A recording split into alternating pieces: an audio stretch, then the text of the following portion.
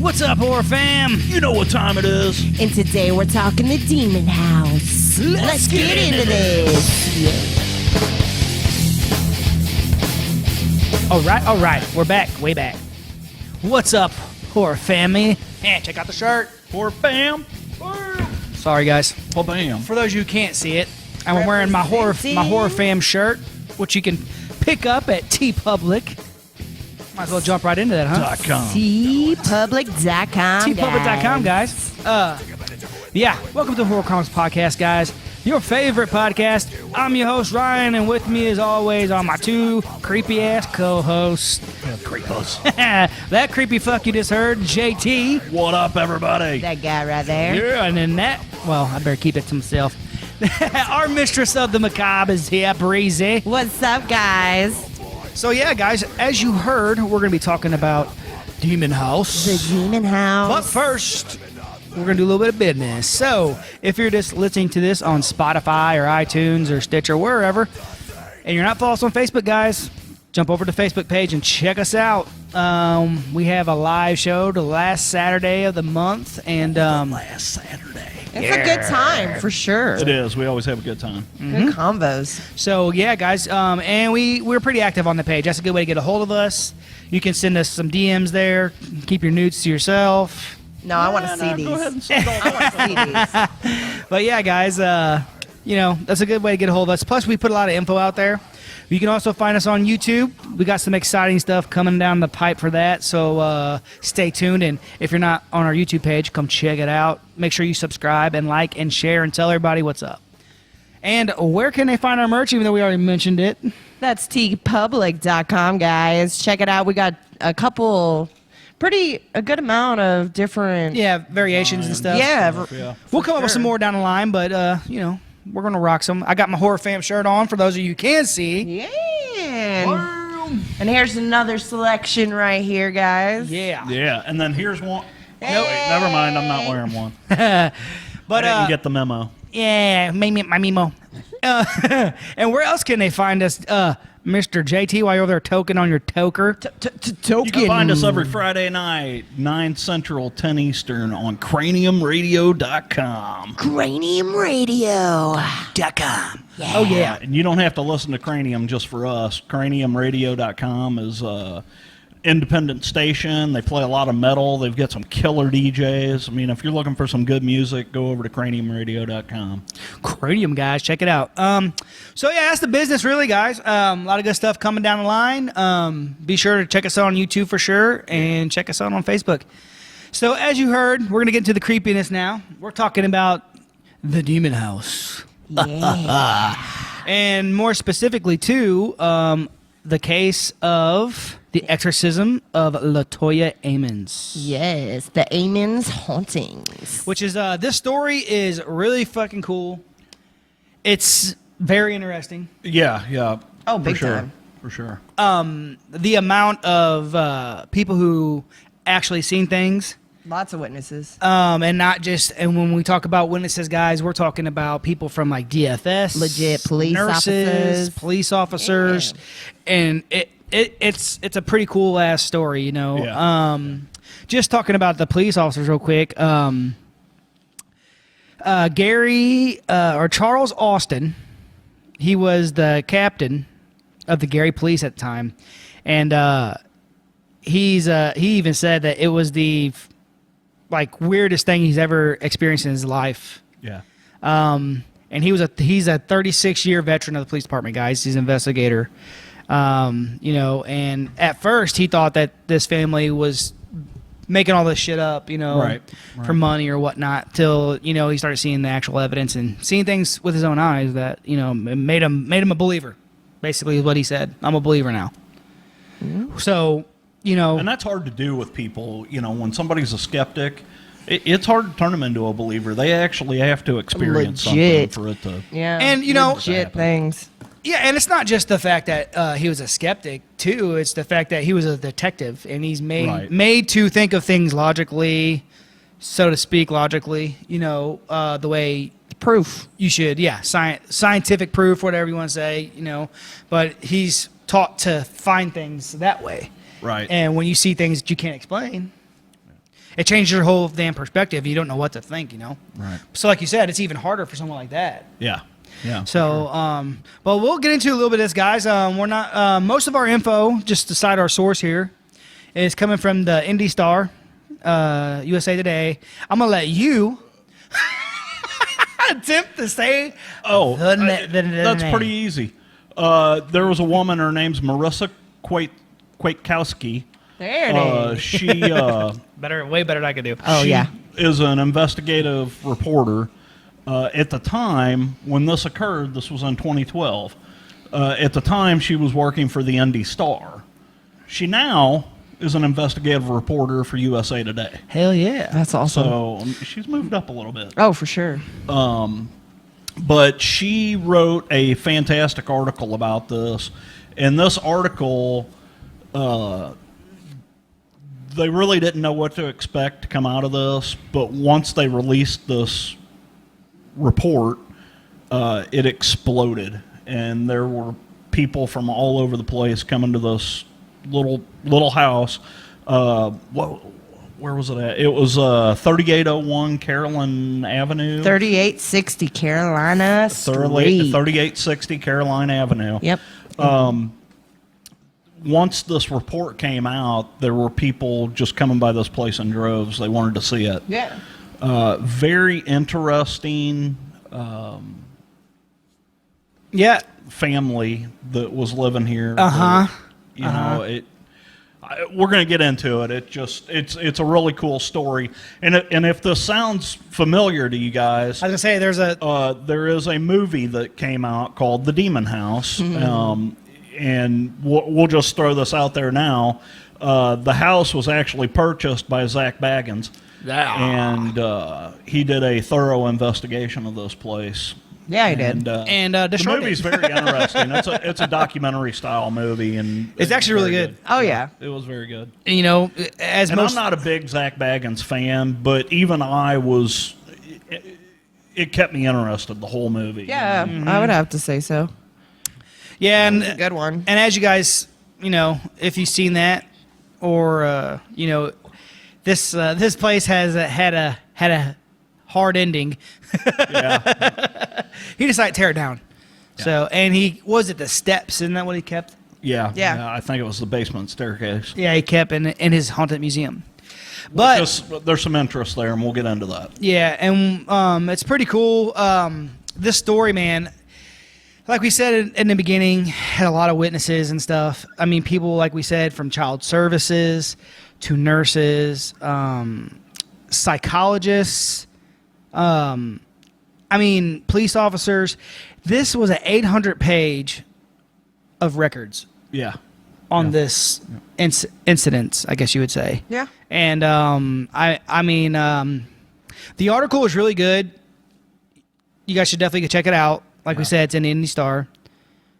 Go ahead. Were you gonna say something? Well, I was just gonna say what's really cool about the article when you read it now, you can actually go through and click on links and actually read the actual reports from the police department and the different doctors, and the record of when the Catholic Church got involved and all that stuff is within this article. Very interesting stuff. And you know, this story wound up turning into a few exorcisms. Yeah. Yep. So, so you're dealing with the Ammons family. And I believe it was a mother and a 9-year-old, a 7-year-old, and a 12-year-old. And a 12-year-old. Yep. And every one of them ended up being possessed. Yeah. LaToya and Rosa. Mm-hmm. Yeah. And it all started like you see with most exorcisms or demons, flies. Yeah. Black flies. In December. In the middle of the winter. So the family had stated that, you know, it's in the middle of winter and they're having these massive amounts of flies. Yeah, these swarms of black flies all over their front porch. And I believe it was her mother, right? Latoya's mother, Rosa. Yeah, Yeah. who said that they killed him and killed him and Yeah, killed him, and they just thought kept- they were They just kept killing coming them, but back. just kept on swarms. kept on coming back. So they knew something wasn't right. And this family is super religious, I believe. From what I've read, the family was pretty damn religious.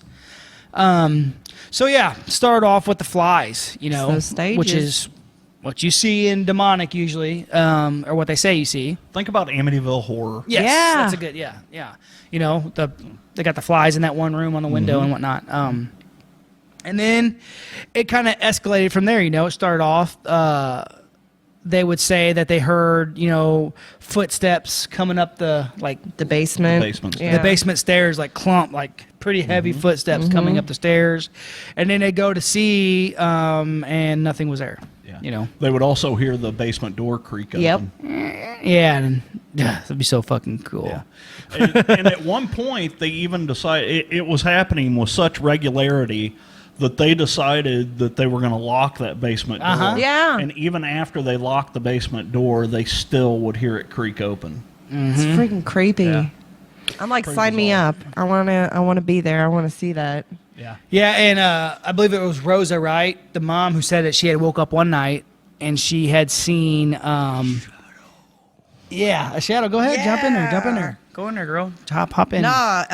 She saw a shadowy figure of a man pacing the living room. Yeah. She also found a boot print. A boot print. Yeah. Which is pretty crazy. Yeah. So at this point in time, they know something's not right, and they're religious already, guys. So they have already had this mindset, and we talk about it on this podcast kind of often about how you can kind of create your own, atmosphere out there, and Yeah. Oh, yeah. once you start feeding into it, it feeds off that. Yeah.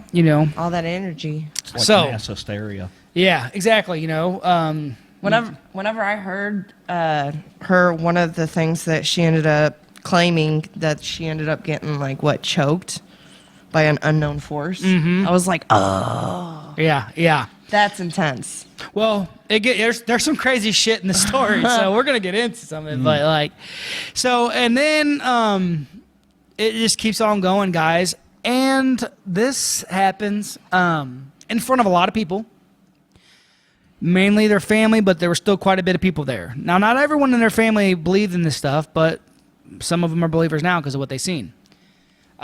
So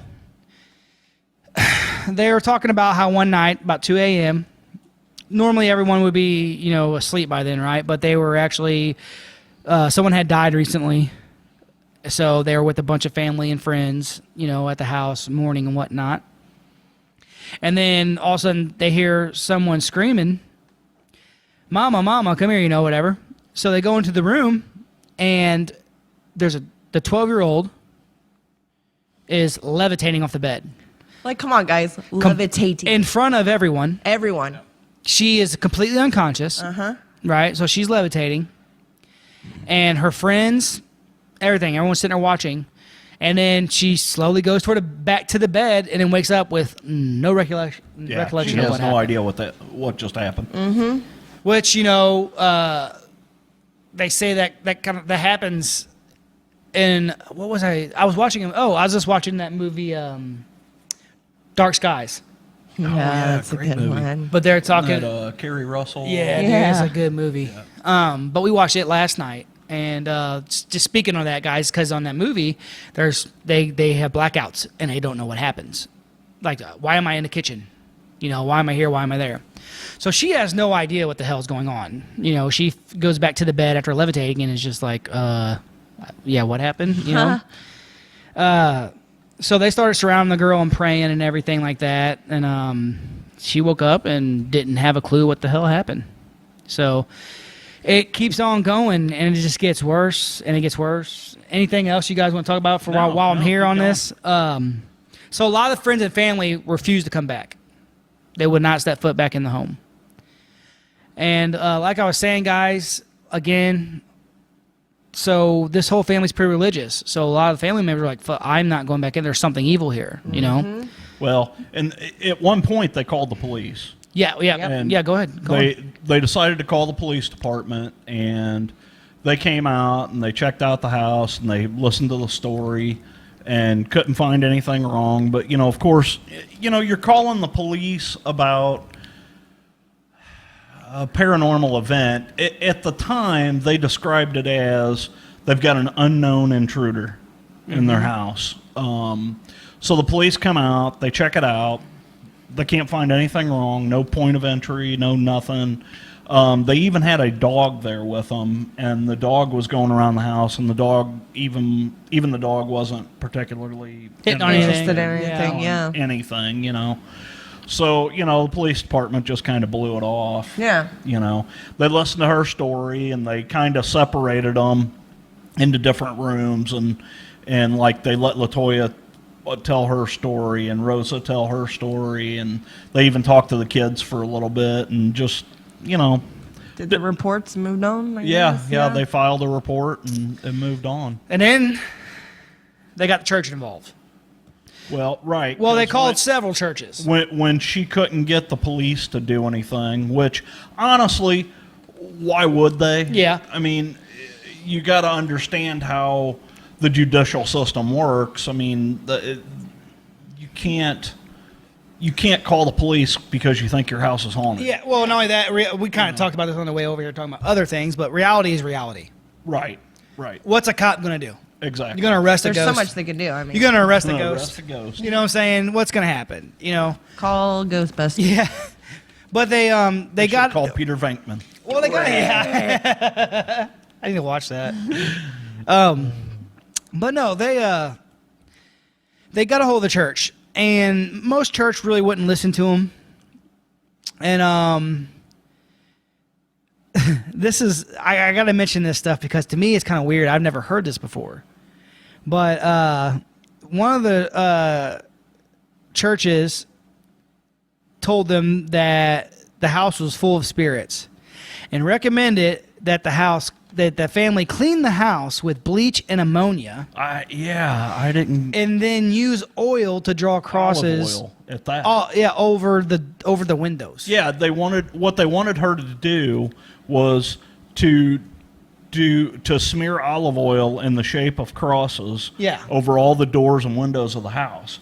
I have never in my life heard a church. Yeah, or ammonia and bleach. Like, Yeah, what's that going to do? you want to clean your house, I guess. Yeah, but I mean, House is cleansed. Need to call the Pine Sol lady. yeah, I mean, to me, it's just like, okay, I understand cleaning your house if that's what you're doing, but what about getting rid of these fucking demons? Well, thanks for the pointer. Honey, Good get some idea sage. on the beach, on the bleach. But I'm looking to get rid of demons, motherfucker. The priest was like, "Damn, bitch, your house is dirty." Damn.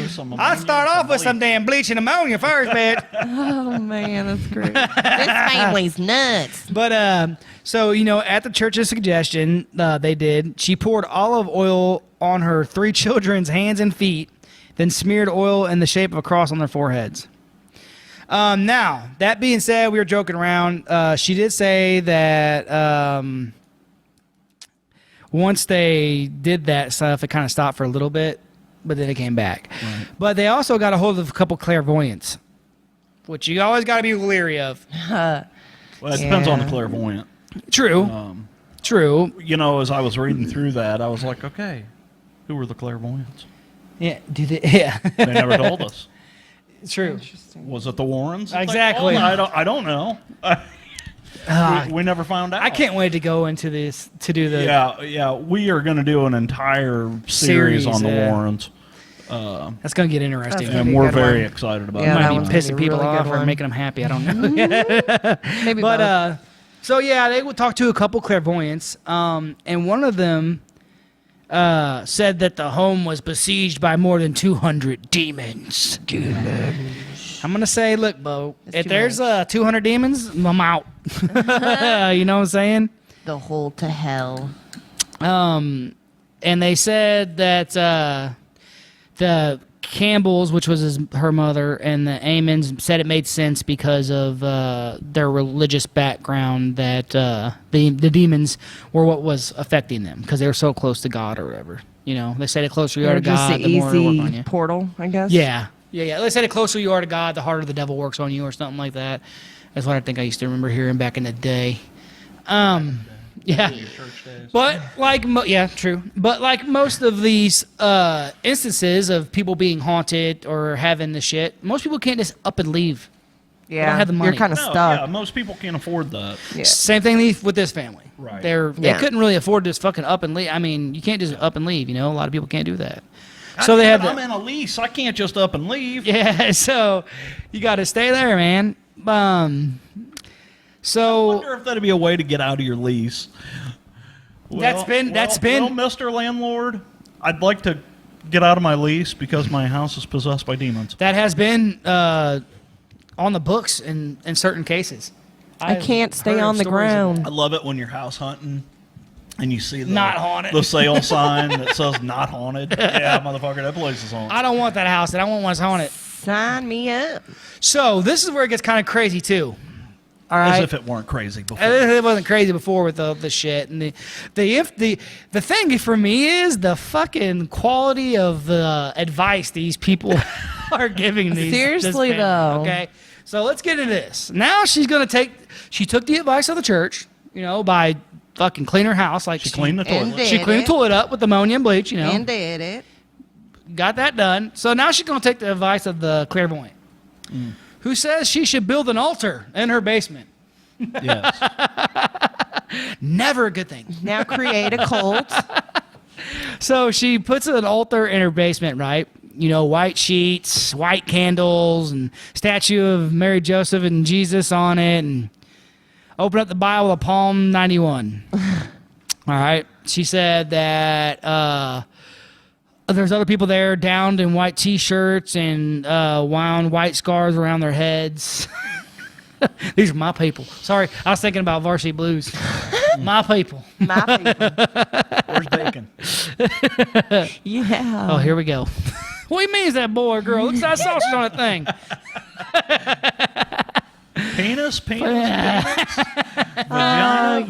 yes. vagina. Yes. Here we go, guys. Okay, we love that movie. We're back. Yeah, We're we back. do. We're back. We're back. Yeah, we do. So, also on the clairvoyant's advice, they burn sage and sulfur throughout the house. I've never heard of burning sulfur ever in my life.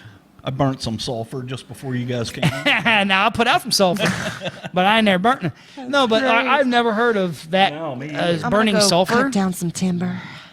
Anybody ever heard of that? Burning sulfur? No, I that's don't get weird. it. Now I've heard of, No, sulfur sage. smell whenever there's like, Uh-huh. demonic forces. So that's kind of weird. It's the fact that Yeah, they're to cleanse the recommending house. to burn sulfur. Well, that's It's one weird. thing that they never talk about in this is any kind. Because Any kind of typically, smells. when you're in a haunting situation or like this place, a demonic situation, it's always accompanied by some sort of smell. Yeah. Yeah. I don't know if you guys know, but a lot of times, just before a haunting, people claim that they smell fresh roses. I've heard that too. Then there's the sulfur kind Yeah. of smell with a demonic Yeah. possession, different things like rotting that. They never talk smell about of any of those. flesh. Rotting meats, another Yeah. one. Yeah. Yeah, It's crazy that they didn't ever even say anything like that, though. Well, They've got all this, but they don't have. While we're in the basement and you're talking about the altar, I want to bring something up here real quick. Yeah. So one of the things that really interested me was the basement steps. So we're going to put a visual out here, guys. So you open the basement door, you go down a set of open back steps, which means if you walk down them and turn around, you can see through the steps. Underneath the staircase was fresh dirt. You could see where somebody had broke the concrete out underneath the set of stairs. Why? Yeah, why? What is in that dirt? Now, there is later on in the story, they talk about how they go and they search for a pentagram Yeah. Yeah. drawn in that dirt. But what's the reasoning behind that? I don't understand. Well, just speaking speaking on the Yeah. on the pentagram thing. You guys remember I showed you that picture a little while back of that building? Yes. They had it built into the. Right, I mean, this building's super old. I sent that picture to a couple people, and a couple people got back to me, and they said that may be a Freemason Masonic symbol. Well, I think they're right, because I also just noticed probably a week ago, I was same town, basically same area. Multiple houses have that. Okay. I pulled up this one house and same rock. This is probably made in, I'd say, the 60s, 50s, 60s, somewhere Yeah. in there. Yeah, maybe. Old structures. But the same style rock. This house had like flagstone. flagstone, Yeah. with that thick grout. Right. that- yeah. Right. But anyways, I pull up to this house and it's got one on each side of the door. Really? I'm like, okay. And then I was at another house. This one was out in the middle of nowhere, and they had it. And the same thing, I found one on the side. You I've been should looking. ask them when you deliver I've been the looking. package. I've Be been like, One hey, do you house, mind if I ask he you had something? talked to the neighbor, wasn't he? Yeah, well, I know who owns Yeah. it. I can probably get into Whoa. that place. I don't know what that was, but I We hit just a button, dinged. Sorry. We Dang. just dang it, dang. But yeah. Anyways, guys, just talking about the pentagram thing. That kind of pops up quite a bit of Yeah, places, you yeah. know. But yeah, what's up with the dirt and Yeah. who was digging that up under the Yeah. basement there? You know. Right. And it wasn't like this dirt was dug up and mounded. It was just dirt. Yeah. But still, why was that portion of the basement, why was that concrete broke out? Yeah. I don't know. And they even, and you would think, okay, did they not pour concrete there? But there was even a part in the story where they talk about it was jagged along the edge, like it had Somebody- been broken yeah.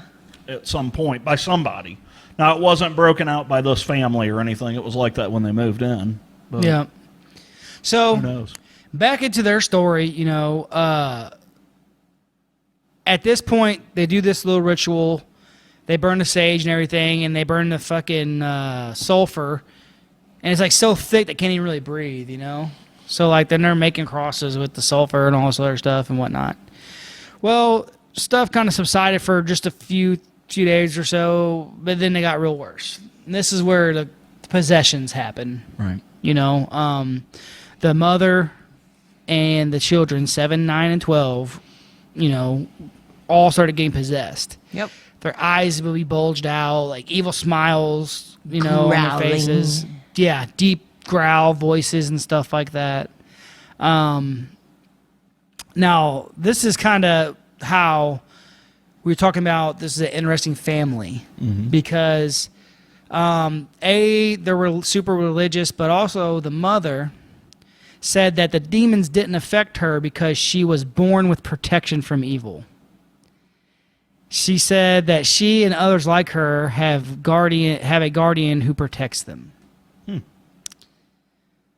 So, who knows? I can't Yeah. sit here and bash No. and say that they're not.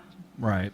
I mean, I've talked about how I thought I was part of something more important or going to be or whatever, So who am I to say that this You are. lady... You're part of the fucking horror chronicle. Yeah. Hell yeah. Anyway, anyways, guys. So yeah, this is where it gets kind of cool. I mean, cool was a weird way to put it, but interesting. We'll put it that way. Interestingly enough. Interesting enough. But now Ammons said that she felt weak and lightheaded, kind of like warm feverish when she was possessed. Her body would shake and she wouldn't have any control of her body. Yeah. Stuff like that, Now, the youngest boy, who was 7 at the time, would sit in the closet and he would talk to someone, another boy, who no one else could see. And this little boy would describe to him what it was like to be killed. So, imagine your 7-year-old sitting there talking about how they're talking to someone that you can't see, and they're talking to him about how it is to be killed. That's fucking freaky. That's crazy. Yeah, you know? that is crazy. And then the same 7-year-old once flew out of the bathroom as if he had been thrown. So basically, like someone picked him up and threw him out of the fucking bathroom. God. Well, that's because she was in there with the fucking bleach and the ammonia trying to clean the toilet. Yeah, no shit. We gotta clean this house. Cleanse it. This house is cleansed. Sorry, guys. And then one of the children, a headboard had hit her in the head, flew and hit her in the head so hard that she had to get stitches. Yeah. How many stitches did they say? Did they? Oh, I didn't see that. I didn't see. Yeah. It was probably 666. Oh yeah. How dare you? 999. 666. But yeah, the 12-year-old would later. She's the one who got hit in the head. Would later tell mental health professionals that she sometimes felt as if she was being choked and held down and couldn't speak and couldn't move. She said she heard voices that told her that she would never see her family again and that she wouldn't live for another 20 minutes. That's kind of weird to me. I could see, you're never going to see your family again or something, but to say, hey, you're not going to live for another 20 minutes. It's like, hey, man, why you got to be so specific, bro? Oh, man. But, yeah, and I mean, the family, they're starting to get these possessions. And so they spend some nights living or staying in hotels. Yeah, because it's getting so intense.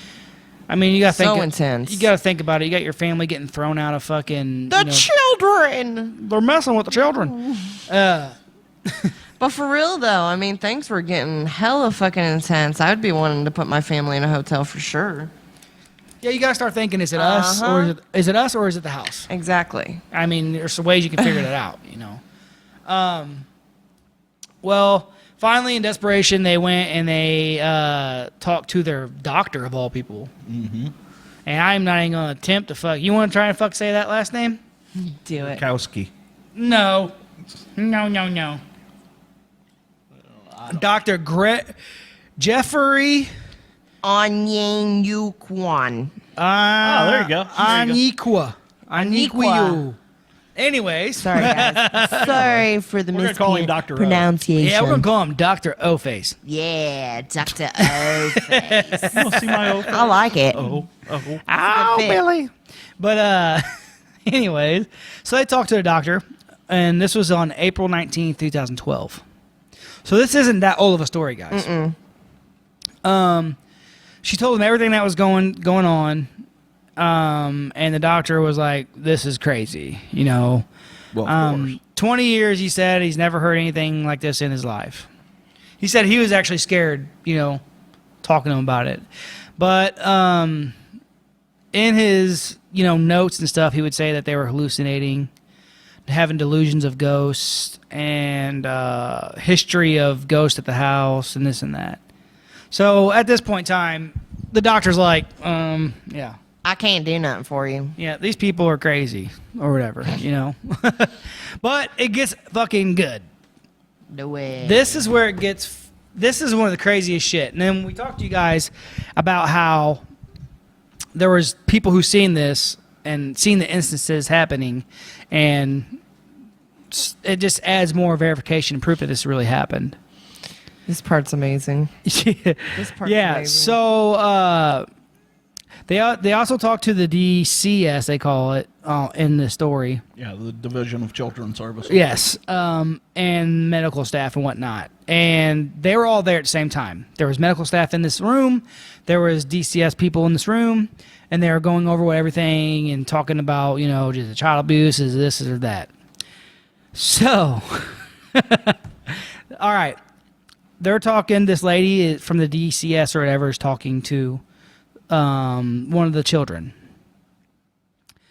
At this point, the sons are like cussing out the doctor, and he's like dark demonic voices and shit, and it's time to die. Yeah, so I will kill you.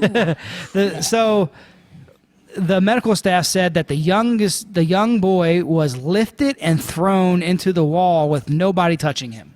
No. All right. This is in front of the fucking medical staff. Right.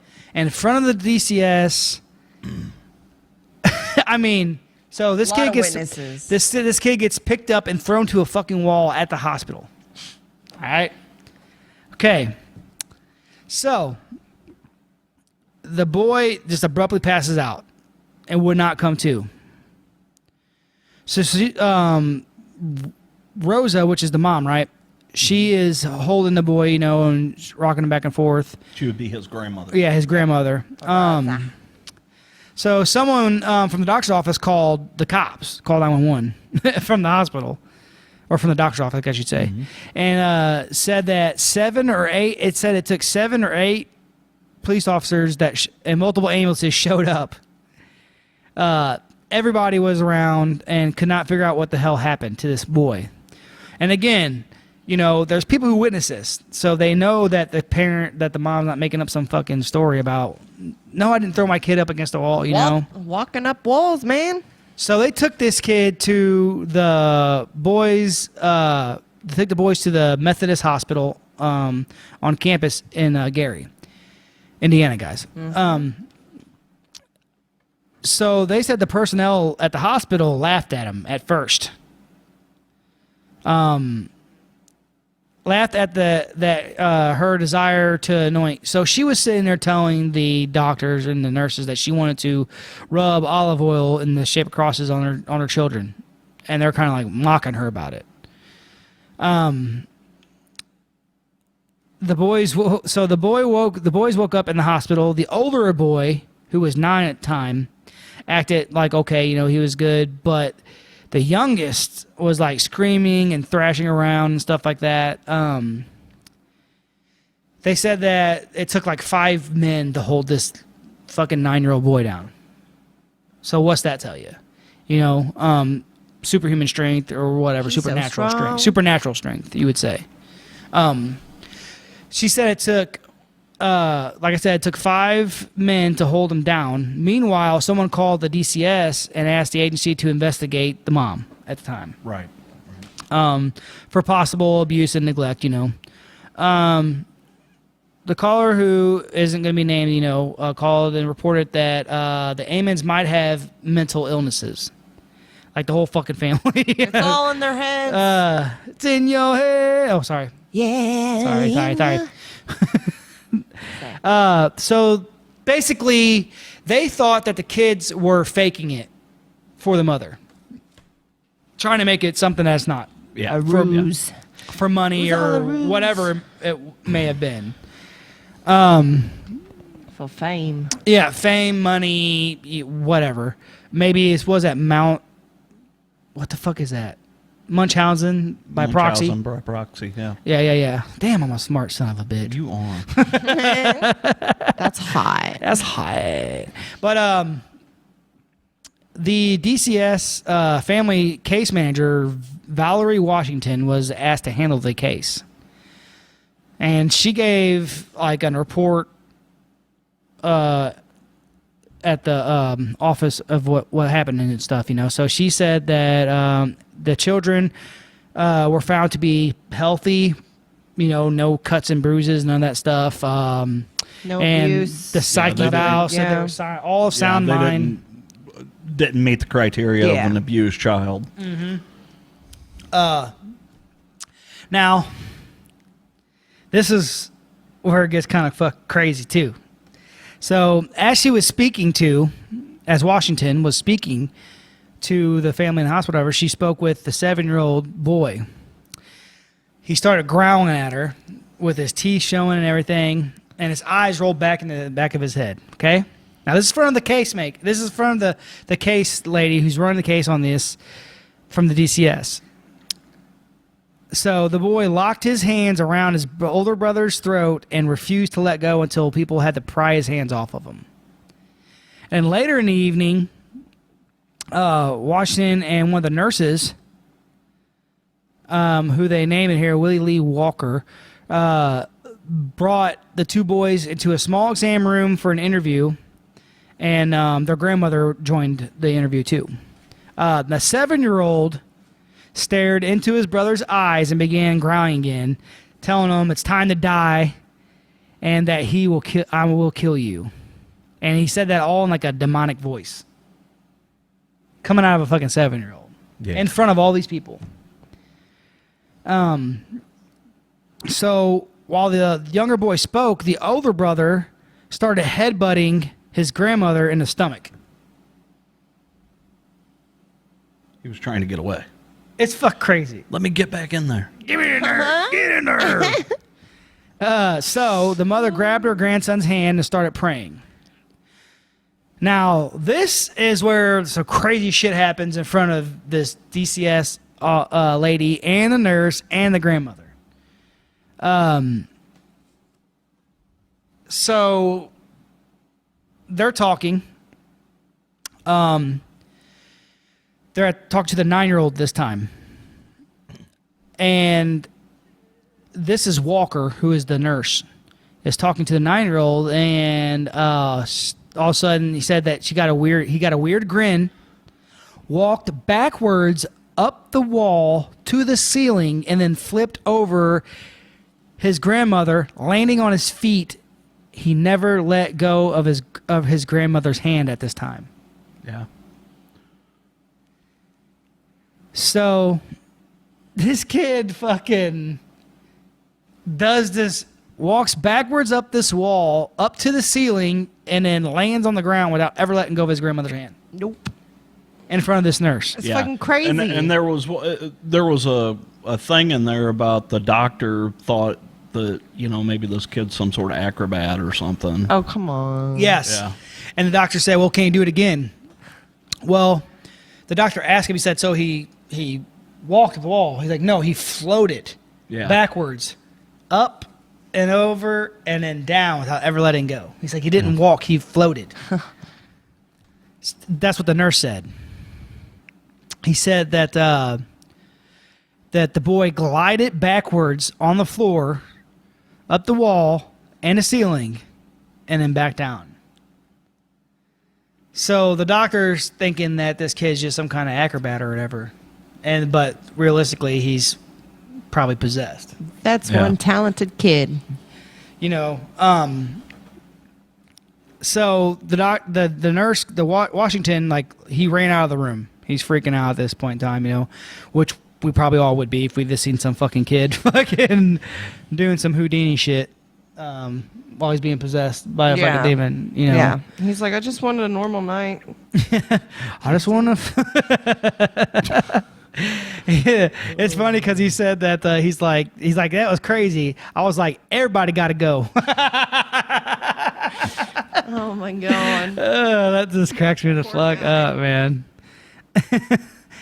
But yeah, he told the doctor what happened, and he said that the doctor asked him, well, we'll see him do it again, and Walker told the doctor, he's like, look, I don't think he can do that again. He was not in the same state of mind at the time, so he evidently thought that the kid was possessed or whatever at this time. And then again, like we said before, the boy said he didn't remember doing that. So Crazy. Yeah, it is. Once they, you know, and to me, you know, that's the scariest thing about all the possession shit and whatnot. You have no control. Yeah. We kind of said that's like around like alien situation. What was so creepy about aliens is that if some of the stories you have no control. No. Well, this kid didn't get a probe in his ass. He floated up a wall. Yeah. Well, how do you know? He can't remember what happened. Well, Sign that's me true. up. You know what happened. I don't want to know what. No, I do. I do. Now, Walker at the point said that he was a spiritual guy, you know, he did believe in spirits and demons and that stuff. And he said that he had a feeling that, you know, the kid definitely was, you know, possessed or whatever. So, you know, they spent the night at the hospital with the 7-year-old or whatever because of what happened. They had to do tests and just kind of watch him, you know. Yeah, probably hooked him up with the scanners in the head. Brain scanners. Yeah. And so they go to the rest of the family goes up to visit some relatives in Gary. The next day, the youngest son's 8th birthday. The DCS had asked him to come back down with the children and whatnot to the hospital so they could do some more talking about, you know, what the fuck happened the night before. Oh, yeah, I'm sure after that, all of them would be lab rats. So This point is where they tell them, that the kids won't be coming home. DCS took the emergency steps to take custody of the children without a court order. Now, this is where it's like, what the fuck? How are you going to, take someone's kids? It's obvious that if someone was abusing their children, they wouldn't be taking them to the fucking hospital to get checked out. Yeah. Oh, Right. absolutely not. That's the one thing. You do see a lot of people abusing their children. It does happen quite often. But what you don't see them people doing is taking them to the fucking hospital Right. No. to get checked out. So, and when you have nurses and people who work for the fucking DCS saying they seen this shit, Right. Lots of witnesses. Lots of records. it's like, how can you take someone's kids from them? Yeah. That's rough. So, but they said they took them because the children were experiencing spiritual and emotional distress. Yeah, they were. Yeah, no shit, you're being possessed by Spiritual. a fucking demon. And the kids were, all crying and whatnot and not wanting to be separated, which they would do, which is a sad situation, especially considering that they have proof that, these kids, there's something more here going on than normal science can say. And they're still going to take your kids from you. And the mother was really worried about this because she felt like the only way that they survived so long and that they made it through it was because they stuck together and they They fought were it going as through a everything together. family. as Yeah. a family. That family unit, Force, that power, that the love of Yes. the family is what kept it together. That Which you energy. see in The Conjuring when they talk about, that's what kept them together, and the fight, the love for your children and whatnot. Which I'm gonna tell you, having kids, you never think you could love something so much till you have children, and then it's a fucking whole other level. So I understand. At this point in time is when I believe the Reverend, When they get the church involved. Michael Maginette. Sounds good. I think it's Magano. Magano. I think is how that's pronounced. Magano. I could be wrong, but I think it's Sounds good to me. Magano. He was leading the Bible study. He received a call from the hospital chaplain. And Magano had been a priest at the St. Stephen's Martyr Parish in Maryville for more than 10 years. And he had never received a request like this one. The chaplain asked him to perform an exorcism at the hospital. That's right, guys. Right, An right. exorcism. But he had to get that cleared through the diocese. Yep. And the diocese doesn't typically approve exorcism. No. Yeah, it's very hard for that to happen. They've got to have a Really? lot of Real evidence.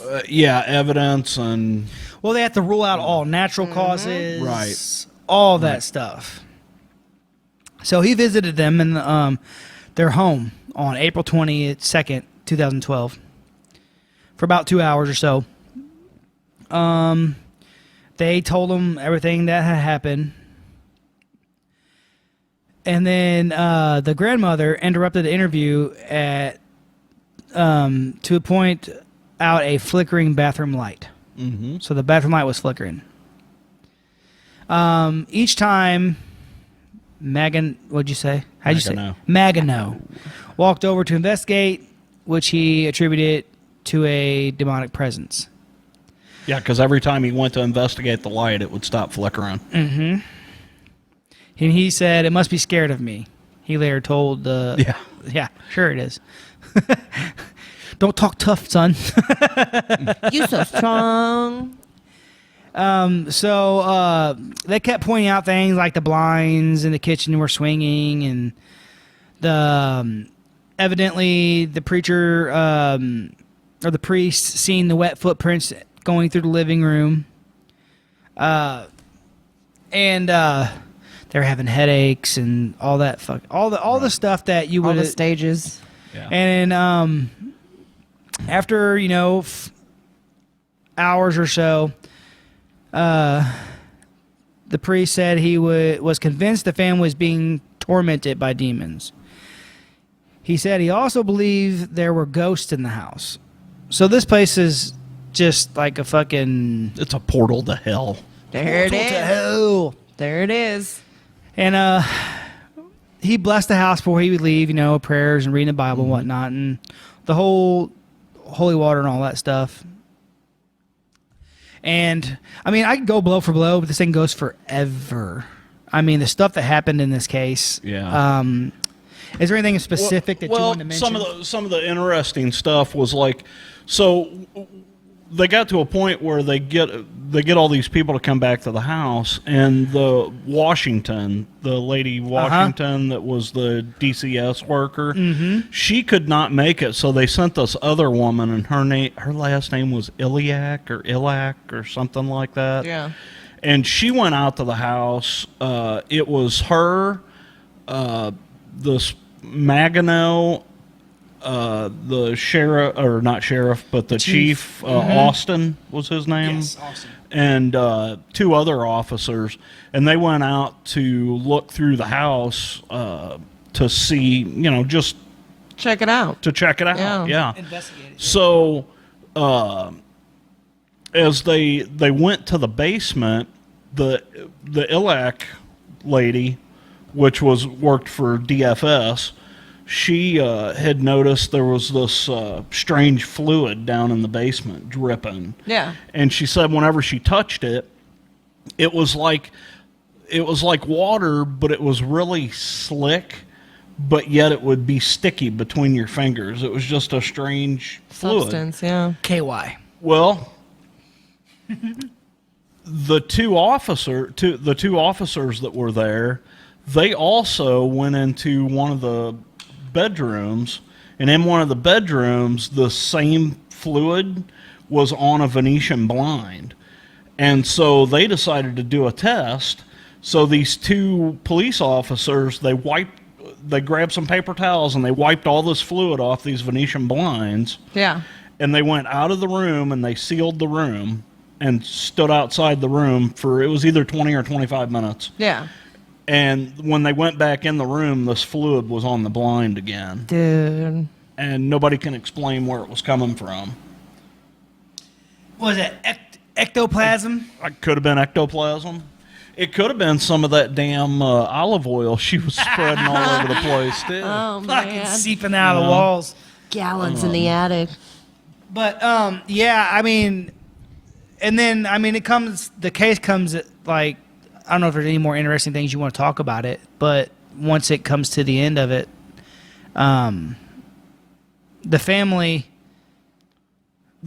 at this point, so at the point I'm talking where they go in and do this little investigation, the family, the LaToya and her mother, they have moved to Indianapolis. They actually drove back to be there. Yeah. Well, like the DFS worker, she had like some sort of panic attack inside the house and decided she needed to get out of there. So she went outside. LaToya never would go in the house with them. She didn't want anything to do with it. Nah, she's out. So at that point, all you've got is Magano, Chief Austin, and the other 2 police officers in there when the strangeness with the fluid is occurring. And then, Awesome. basically, Well, not awesome, but yeah, awesome as it can be. yeah. And then basically, what ends up happening is they do another exorcism on the mother. They actually did 3 exorcisms on her. Yeah. They did 2 in English and 1 in Latin. Yeah. And this Magano finally got approval from the diocese to do an exorcism. And he performed 3 exorcisms on her at different stages, different times. Yeah. And the last one that he did in Latin was inside the church. And all 3 times that he did these exorcisms on her, she would convulse and shake real bad, and he would take his crucifix and put it on her body, and she would like flinch away from it. Yeah. And it was very very strange. And then after the exorcism, the third one finally, she felt it was gone. She felt relief. Whatever it was. What was one of the things that I thought was cool is he was trying to come up with the names of the demons that were possessing You try to her, get the names so that he can use their name to push them out. Yep. And one of the demons that what happened was her and her mother got online and started looking at different demons and trying to figure out, this is what's happening in the house. This demon is trying to compare to other, comparing it to what demons do what or whatever. Dealing with, for sure. So the first one that they came up with was Beelzebub. Beelzebub is the demon of flies. Which Beelzebub from, like we mentioned earlier, Amityville Horror. Yep. Right. And then because usually down here, would it be Beelzebubba? Hey, what's your name, Damon? Come here, Bubba. Beelzebubba. Beelzebub. Bubba Hotep. But yeah, so in the end, it came out that the family is better and they moved out and everything. Yeah. And this story, guys, is just really cool because there's so much evidence. There is. So many witnesses. So the interesting thing about this story, though, is this Ammons family did not own this house. They were renters. The people that lived in the house before them had never experienced anything within the house, never had any issues, nothing. And then the family that lived there, well, I don't think it was a family. I think it was a single man that lived there after her family lived there. He never said he saw anything or nothing. Yeah. So, it really makes you wonder, what was attached to her Exactly. inside that house. Exactly. It was probably... And it was affecting the whole family. Right. Well, it's like I said, it was probably like what's the word I'm looking for? A fucking perfect storm. Yeah. The That right particular combination family, of... Yeah. That particular religious family moving into that particular house that had some crazy shit going on. Oh, yeah. And then once you feed into that just a little bit, it can keep going. And it keeps getting worse and worse and worse. Right. So, yeah, guys, this is a great fucking story. It is a cool story, but we got to finish it out with how Zach. the house ended. With Zach. How the house met its demise. So we talked in the beginning that there's a movie out there called Demon House. It was a movie that was filmed around Zach Bagans' investigation of that house.